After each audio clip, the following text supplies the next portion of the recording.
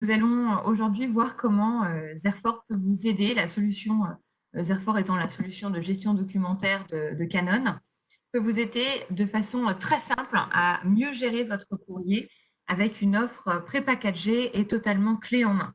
Déjà, pourquoi parler du courrier? Eh bien, parce que les courriers, en règle générale, sont des documents stratégiques pour l'entreprise. Des recommandés, des réclamations clients qui ont un impact en termes de réactivité sur l'image de l'entreprise. Bien souvent, c'est aussi un casse-tête pour l'entreprise à cause des pertes que ça peut engendrer, des retards de traitement et du coup, encore une fois, affecter l'image. Savez-vous, par exemple, qui a traité le courrier, en combien de temps, quand, quelle a été la réponse et ce qui a été répondu et par qui? Avec l'offre clé en main gestion de courrier, on vous apporte de la traçabilité sur le traitement, savoir qui a fait quoi, quand. La gestion des priorités qui est automatique, une meilleure réactivité, un meilleur service aux interlocuteurs et la centralisation de tous les courriers entrant et sortant, même à distance. Comment nous faisons ça? Tous les courriers, qu'ils arrivent par email, en papier scanné ou même voir des réclamations téléphoniques, vont rentrer dans Zerfor, être centralisés dans la solution et déclencher un processus automatisé qui va permettre à tout moment de savoir où en est le traitement du courrier. Donc, nous allons maintenant voir une démonstration de Zerfor et savoir ce que ça peut vous apporter en live. Donc, c'est vraiment l'offre clé en main. Nous allons d'abord voir comment ranger un courrier email ou un courrier papier. Nous allons ensuite voir comment rechercher un courrier selon différents critères, comment traiter un courrier et y répondre avec un document Word que l'on va modifier, comment rédiger un courrier ou rediriger un courrier vers un autre service pour un traitement par un tiers, comment lancer des tâches ponctuelles, donc hors workflow structuré, mais plutôt des tâches ad hoc pour avoir l'avis de quelqu'un d'autre dans l'entreprise. Donc, nous allons voir dans cette démonstration, comme je vous le disais, donc comment ranger un courrier, le rechercher, le traiter, répondre avec un document Word que nous allons modifier et rediriger un courrier vers un autre service et lancer des tâches ponctuelles, donc des tâches ad hoc. Voilà, donc l'interface de Zerfor, c'est l'interface du client lourd. Je vois ici, l'interface ressemble énormément à Office avec donc les actions que nous pouvons faire aussi dans Office. Et je retrouve ici à gauche donc les différentes catégories, la gestion du courrier et la liste des utilisateurs courriers. Nous voyons ici donc différents champs. La date de stockage, le numéro chrono et l'avancement courrier sont des champs automatiques. Dans la partie bleue, nous allons traiter le courrier entrant avec différents champs qui vont s'incrémenter. Et dans la partie verte, nous allons traiter le courrier sortant. Ensuite, vous avez la liste des utilisateurs courriers qui est en fait un référentiel de personnes qui va traiter le courrier lors du workflow. Donc, nous allons rentrer le service, le nom, le prénom, l'email, le login ou l'identifiant de la personne afin de l'informer lors des tâches de workflow. Comment allons-nous ranger un document dans Zerfor? Donc, nous allons traiter d'abord dans cet exemple un email avec un CV. Je peux le sauvegarder dans Zerfor en MSG ou en PDF. Je peux garder le document ouvert ou le fermer. Là, dans cet exemple-là, je vais fermer le document à la fin du traitement. Je vais pouvoir enregistrer mon document avec email sans pièce jointe, avec pièce jointe dans un fichier unique. Là, nous allons garder le fichier unique du mail et de la pièce jointe. Et puis, j'ai un profil automatique de courrier entrant qui s'affiche et qui m'ouvre la fenêtre de traitement du courrier. Vous voyez, la date de stockage, le numéro chrono et l'avancement courrier ont été incrémentés par Zerfor et on a récupéré le nom de l'expéditeur ainsi que l'email automatiquement depuis le mail entrant. Comme c'est une personne indépendante, un particulier, je n'ai pas de société à rentrer.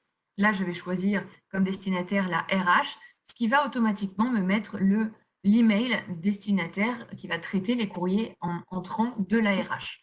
Et je choisis le type de courrier qui est ici une candidature.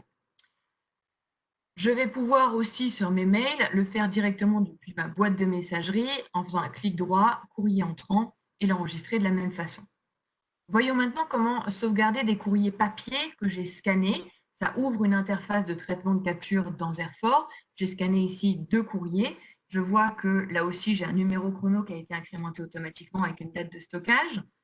Je vais rentrer la société expéditrice, le nom de l'expéditeur, l'email expéditeur si je l'ai, et d'autres informations comme ici, bien sûr, le destinataire qui est la comptabilité fournisseur avec l'email associé à la compta fournisseur pour traiter les courriers entrants. Et là, une facture fournisseur, bien sûr, puisque c'est le document entrant. Et je mémorise mon courrier. Le deuxième courrier, je vais soit pouvoir insérer une interruption de document comme je le fais là avec un clic droit, soit avoir, si j'ai beaucoup de courriers, mettre des séparateurs entre mes documents. Là, par défaut, ça a rentré les informations du courrier précédent, puisque je n'avais pas mis de séparateur. Je vais rentrer EDF, là, les services généraux, puisqu'il s'agit d'un contrat d'électricité. Je mets le type de courrier contrat et je vais mémoriser mon document. J'ai 2 tics verts, donc mes documents ont bien toutes les informations nécessaires pour son traitement. Si je numérise un document depuis un multifonction qui n'est pas Canon, par exemple, je peux le sauvegarder sur mon desktop, faire un glisser-déposer comme je viens de le faire, et rentrer les éléments de la même façon que ce que j'ai fait préalablement sur les autres méthodes de rangement. Si c'est un multifonction Canon, je peux utiliser l'application MIP de Zerfor ou Uniflow Online qui me permet de rentrer toutes ces informations-là directement depuis le multifonction sans avoir à repasser par mon PC pour rentrer les informations que l'on vient de voir. Et mes courriers sont rentrés. Donc, nous avons rentré ensemble 4 courriers dans le système. Je vais maintenant les rechercher. Je peux les rechercher selon la date de stockage. Par exemple, le 13 mai, nous voyons tout à gauche que tous les courriers sont du 13 mai. Je vois les différents avancements de courriers qui sont ici. Je vois les différents numéros chrono, les différents types de contrats et les services. Pour un autre exemple, si je recherche toutes mes candidatures, eh bien, je vais avoir que 3 courriers. Eh bien, ce sont des candidatures qui ont été envoyées à la RH. Je peux aussi faire une recherche sur tous les courriers qui ont été envoyés aux services généraux. Et là, je vois que j'ai 4 sociétés expéditrices différentes avec des dates différentes. Quand j'ouvre ma banette de traitement du workflow, j'ai les 2 tâches qui me sont assignées personnellement. Je vois les 2 tâches Charline Le Marchand. Étant donné que je suis administratrice ou directrice, je peux voir toutes les tâches qui sont affectées. Je vois que là, j'ai 4 courriers à traiter, dont le premier est Charline Le Marchand. Je vais ouvrir ce courrier-là et nous retrouvons le CV que nous avons sauvegardé tout à l'heure depuis la boîte de messagerie. Nous voyons aussi qu'il y a bien la pièce jointe associée au CV, à l'email et toutes les informations que nous avons rentrées dans les données d'index. Avant de traiter le document, je vais vous montrer à quoi ressemble l'historique du workflow. Le document est rentré dans le système, il a été envoyé directement au service concerné, c'est-à-dire la RH. Une réception de courrier a été envoyée à la candidate pour dire que nous avons bien reçu le courrier et c'est en ce moment en traitement du courrier. Ensuite, nous pouvons envoyer des réponses par email, par téléphone, par courrier papier. Nous allons voir les différentes façons de traiter donc ce courrier-là. Je peux ajouter un fichier, donc là je vais ajouter la réponse à mon courrier entrant. Nous avons donc ajouté un document Word et je vais modifier ce document Word en fonction de ce que je veux rajouter dans mon courrier. Donc je mets à jour le document Zerfor. J'ai bien mon courrier entrant et mon courrier sortant. Là, en libérant le document, j'ai créé une deuxième version de mon document avec la traçabilité de savoir qui a fait quoi et quand. Pardon. Vous voyez, là, si je refuse, si j'envoie et je choisis la réponse par mail, eh bien, il faut, en guise de sécurité, m'assurer que j'ai bien ajouté la réponse.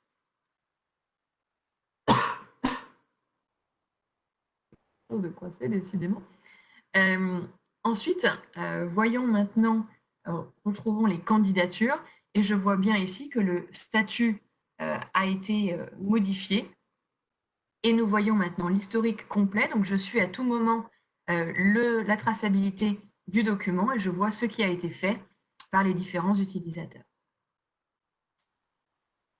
Je vais maintenant envoyer un courrier autre depuis une boîte de messagerie externe et on voit maintenant que la candidate a reçu dans le workflow un email avec la réponse. Vous voyez, la réponse a bien été envoyée à la candidate en réponse à sa candidature. Voyons maintenant le traitement de la facture. Ça ne m'est pas assigné. Vous avez vu que c'était assigné à un autre utilisateur, mais comme j'ai les droits, je peux réclamer cette instance si cette personne n'est pas disponible. Je retrouve la facture de tout à l'heure et je peux dire, bah, voilà, je vais déléguer, là c'est un autre exemple, le traitement de cette facture à un autre collègue pour traiter cette facture-là, par exemple Didier Séjourné, et je délègue à une autre personne, donc la personne va recevoir la tâche. Là, pareil, je vais réclamer l'instance du contrat des services généraux et cela ne nécessite pas de réponse, donc je choisis courrier sans réponse et ça passe automatiquement au courrier suivant à chaque fois.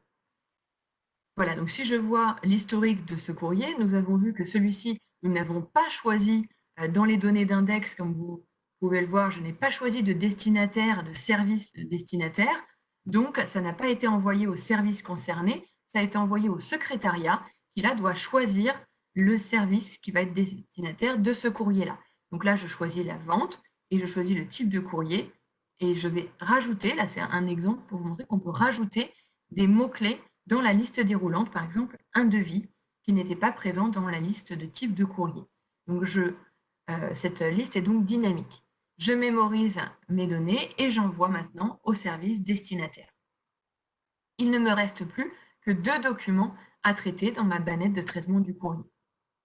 Nous voyons ce courrier-là a été du coup envoyé au secrétariat. Nous avons choisi la vente.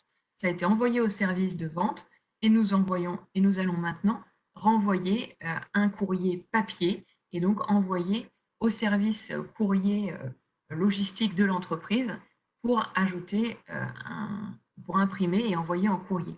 Là, je fais la même tâche que tout à l'heure, c'est-à-dire que je vais chercher mon modèle de réponse. J'ai mon modèle de réponse et nous allons ajouter des informations comme tout à l'heure, donc modifier un simple document Word. Je mets à jour mon document, je sauvegarde ma réponse. Nous voyons ici à gauche donc le courrier entrant et le courrier sortant. Et j'ai choisi, excusez-moi, c'est allé un petit peu vite, j'ai choisi l'envoi courrier papier. Comment j'envoie une tâche à un autre collaborateur en interne? Eh bien, j'ai cliqué sur Nouvelle tâche, j'ai cette fenêtre qui s'affiche, je l'envoie à un de mes collègues, par exemple Bruno Devise, et je lui donne une date de début, une date de fin de traitement de la tâche. Il faut qu'il me réponde avant le 22 mai dans cet exemple-là, et il approuve ou il rejette ma réponse et vérifier ce devis et pour me dire ce qu'il en pense. Voici donc cette tâche que j'ai envoyée est ponctuelle et elle est hors workflow. Donc, je peux ajouter cette tâche-là avant de moi-même renvoyer le devis. Comment je suis ces tâches? Eh bien, dans mon navigateur, j'ai un onglet tâches que vous voyez avec toutes les tâches démarrées et je vois la tâche que j'ai envoyée à Bruno Devise. Là, on voit qu'elle est en noir, donc c'est dans les délais. Si c'était en rouge, ça serait hors délai. Donc là, voilà, réponse aucune réponse envoyée au secrétariat pour envoyer en courrier papier. Et j'ai donc traité tous mes courriers. Vous voyez ici au niveau du traitement de la facture, je vais pouvoir la déplacer vers un autre type de document, vers un autre workflow, donc par exemple la facture fournisseur, de façon à ce que ça déclenche un processus spécifique de gestion de la facture. Ce processus-là ne fait pas partie de l'offre packagée gestion de courrier, mais peut être une évolution de votre système Zerfor vers une autre offre packagée qui s'appelle le processus achat documentaire et qui vous permet de traiter tous vos documents achats, y compris la facture, avec un traitement spécifique qui va être lié à la facture et qui va pouvoir relier les autres documents et justificatifs comptables liés à la facture. Voilà donc comment je peux, depuis mon service courrier, le déplacer vers un autre type de catégorie avec un autre traitement. Voyons la liste des utilisateurs. Donc, vous voyez ici le référentiel des utilisateurs avec les différentes personnes qui vont traiter le courrier par service. Comment ajouter un autre utilisateur? Eh bien, si par exemple j'ajoute le service achat, je vais ajouter un nom, prénom, un email, l'identifiant dans Zerfor. J'ai rajouté mon utilisateur et mon service achat avec la direction, le secrétariat de direction du service achat pour traiter les courriers entrants du service achat. Et je vais pouvoir, du coup, une fois que j'ai fait ça, envoyer un document dans Airfort. Et là, nous allons retrouver bien sûr le service achat qui aura été ajouté à la liste des destinataires. Voilà, et je peux donc ranger mon devis fournisseur qui a été envoyé au service achat. Nous voyons donc là que tous les courriers ont été traités et je vois que l'avancement du courrier a évolué automatiquement dans Airfort avec les réponses qui ont été apportées par email, les archives sans réponse pour le contrat EDF, les réponses apportées par téléphone pour la facture fournisseur ou alors des réponses apportées par courrier papier. Nous pouvons dans Airfort aussi grouper les champs comme vous avez l'habitude de faire dans Windows. Je groupe selon différents critères. Là, par exemple, par l'avancement du courrier, je vois, j'ai une vision globale des différentes étapes dans lesquelles je peux retrouver tous mes courriers.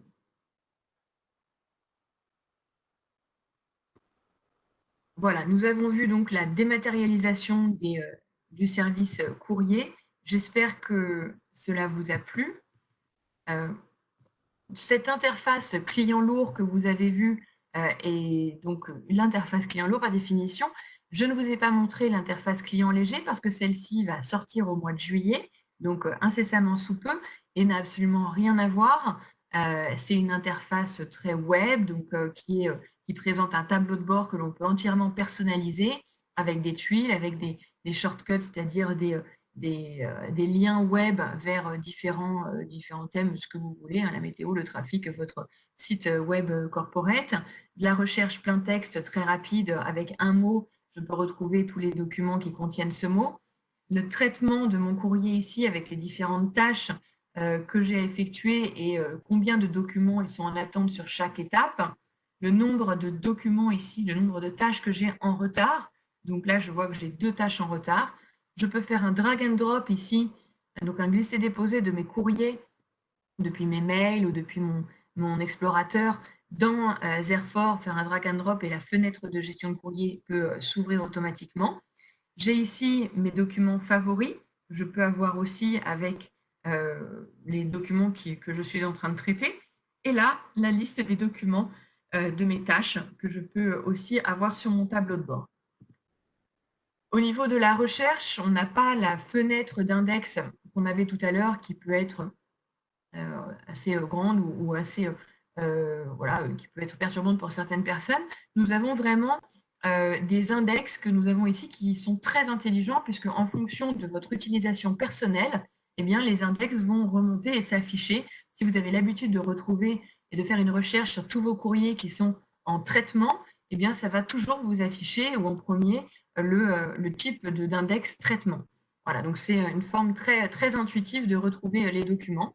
L'affichage se fait quasiment de façon identique avec les mêmes fonctionnalités de filtre, de classement, de groupement, etc. Et l'affichage des documents sur le côté. Voilà, bah écoutez, j'espère que cette présentation vous a plu. Je m'excuse pour les petits aléas du démarrage. Nous allons vous transférer ce webinaire et cette démonstration, donc vous pourrez la re-regarder quand bon vous semble et à la vitesse qui vous convient. Et vous pouvez trouver d'autres informations sur notre site internet zerfort.net, sur notre chaîne YouTube en français. Vous avez énormément de vidéos de cas d'usage et surtout, n'hésitez pas à discuter avec votre commercial Canon pour avoir de plus amples informations sur cette offre packagée clé en main qui ne nécessite pas de service professionnel et donc vous pouvez recevoir l'URL immédiatement et utiliser la gestion du courrier quasiment immédiatement aussi. Je vous remercie à tous, je vous souhaite une excellente journée et faites attention à vous. Merci, au revoir.